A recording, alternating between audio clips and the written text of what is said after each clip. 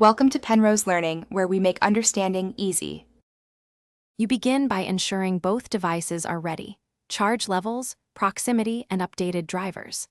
Update the Bluetooth stack in System Settings or Device Manager because old drivers introduce latency.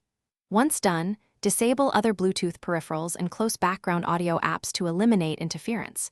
You want a clean test environment. This reveals whether delay is systemic or environmental.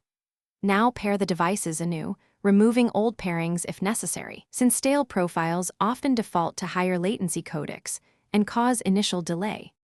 Next, you change the codec and profile because the codec determines transport delay.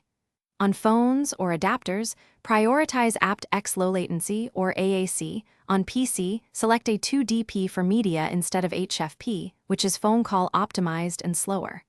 Once codecs are set, adjust sample rate to 44, 1 or 48 kHz. This stabilizes buffering.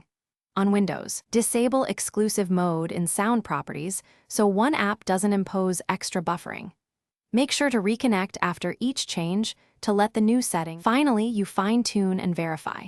First, move closer and remove walls or interference. Bluetooth is line-of-sight sensitive, so this often reduces delay immediately. Then update firmware on the headset or adapter because manufacturers ship latency fixes. Restart both devices to clear buffers. If latency remains, compare with a wired connection to prove the gap is Bluetooth specific. As a last step, factory reset the Bluetooth device and repair. If that fails, try a different adapter or headset because hardware limits may be the root cause. Thanks for watching. If this was helpful, leave a like and consider subscribing. See you next time.